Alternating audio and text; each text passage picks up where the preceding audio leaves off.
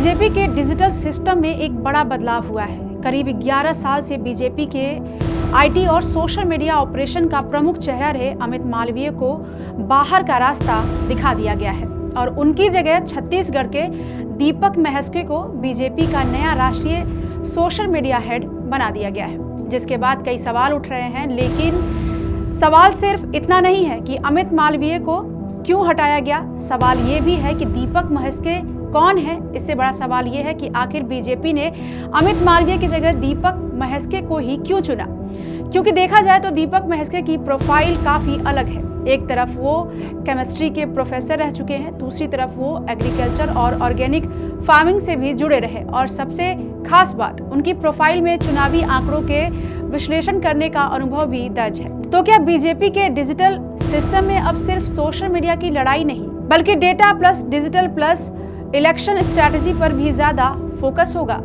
इस पूरी कहानी को शुरू से समझते हैं। पहले समझिए अमित मालवीय का कद और दर्द। जी हाँ, बीजेपी में हो गया है ले ऑफ, जिसका ठीकरा फूटा है अमित मालवीय पर। बात इनके दर्द की भी होनी ही चाहिए, क्योंकि इन्होंने बीजेपी के लिए दिन रात एक करके काम किया, फिर भी अब उनकी जगह दीपक महस्के को दे दी गई है। अमित मालवीय बीजेपी की डिजिटल राजनीति का एक जाना पहचाना चेहरा रहे हैं।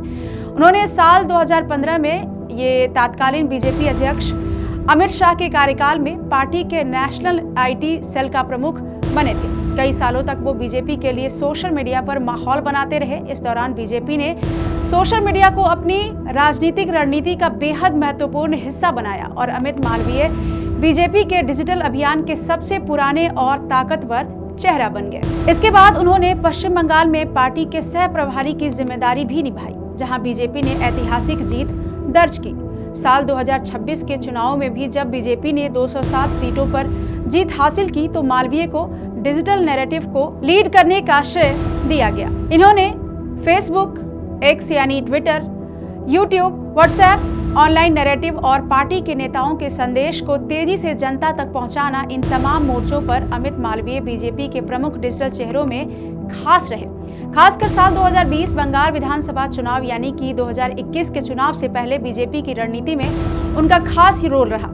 यानी जिस दौर में बीजेपी की राजनीति में सोशल मीडिया का प्रभाव तेजी से बढ़ा, उस दौर में अमित मालवीय पार्टी के डिजिटल सिस्टम के केंद्र में रहे। और अब 11 साल बाद अमित का करियर आईटी हेड वाला खत्म हो चुका है। दरअसल 17 अगस्त 2026 को बीजेपी अध्यक्ष नितिन नवीन ने पार्टी की नई राष्ट्रीय टीम का ऐलान किया। इनमें कई नए चेहरों को जिम्मेदारी मिली और इसी फेरबदल में सबसे ज्यादा चर्चा जिस बदलाव की हुई वो था अमित मालवीय से बीजेपी आईटी सेल की कमान छीनकर दीपक महस्के को देना। यानी बीजेपी के राष्ट्रीय डिजिटल और सोशल मीडिया ऑपरेशन की जिम्मेदारी अब महस्के के पास होगी।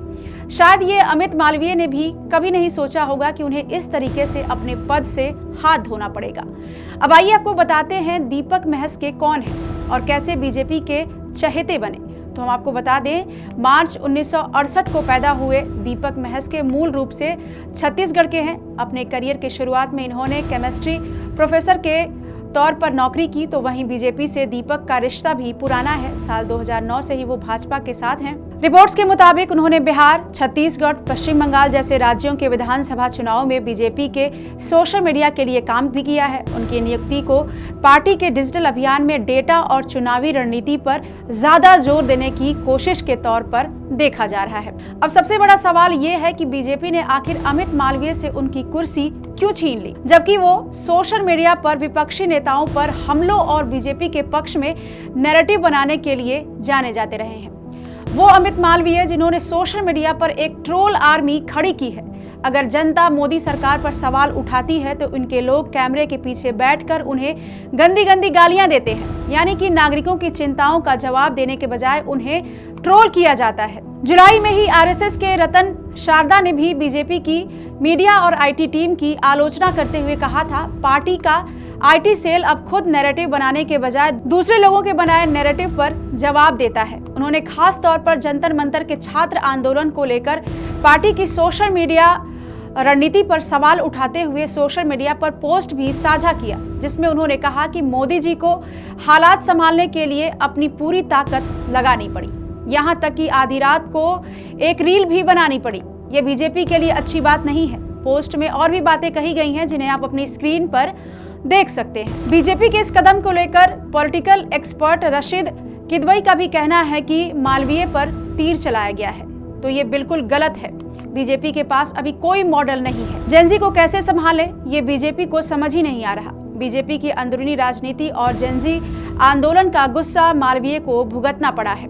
अगर आपकी पार्टी से कोई सामने आकर बयान नहीं दे पाया और जेनजी से बात नहीं कर पाया तो इसमें आईटी सेल की गलती कहां से हुई? रशीद किदवई कहते हैं कि आईटी सेल के पास तो खुद कंटेंट नहीं है, वो क्या दिखाएं और क्या ना दिखाएं। सड़कों पर छात्रों के हाथों में सरकार के खिलाफ नारे हैं, देश में आंदोलनों की भरमार है, हर तरफ बेरोजगारी और गरीबी का मुद्दा तूल पकड़ रहा है। ऐसे में ये सब दिखा दिया तो भी मालवीय को बलि का बकरा बनना ही था और कुछ नहीं दिखाने पर भी वो बन गए हैं। एक्सपर्ट्स का ये भी कहना है कि अमित मालवीय को हटाना सिर्फ एक व्यक्तिगत फैसला नहीं है, बल्कि ये बीजेपी की बड़ी तैयारी का हिस्सा भी है। बीजेपी की डिजिटल रणनीति में बड़ा बदलाव इसलिए किया जा रहा है ताकि नई टीम का फोकस प्रभावी सोशल मीडिया कम्युनिकेशन पर रहे। नई टीम में युवा नेताओं को शामिल किया गया है जिनमें ज्यादातर महिलाएं हैं। बीजेपी ने अपनी सोशल मीडिया टीम को इंस्टाग्राम और जेनजी के बीच लोकप्रिय प्लेटफॉर्मों पर ज्यादा सक्रिय रहने के निर्देश दिए हैं। मीडिया रिपोर्ट्स की माने तो सबसे बड़ी वजह जेनजी प्रोटेस्ट ही है। सरकार की शिक्षा व्यवस्था की नाकामी का शिकार बने मालवीय की सोशल मीडिया हेड से छुट्टी कर दी गई। मालवीय को हटाए जाने की टाइमिंग पर खास ध्यान इसलिए भी दिया जा रहा है क्योंकि ये बदलाव ऐसे समय में हुआ है जब हाल में हुए छात्र प्रदर्शनों में सोशल मीडिया की भूमिका काफी अहम रही। हालांकि मालवीय को आधिकारिक तौर पर जेनजी आंदोलन की वजह से नहीं हटाया गया है, लेकिन टाइमिंग और एक्सपर्ट्स की राय देखते हुए ये कहना गलत नहीं होगा कि जेनजी आंदोलन का असर इस फैसले पर जरूर पड़ा है। आप इस खबर के बारे में क्या सोचते हैं? हमें कमेंट बॉक्स में जरूर बताएं।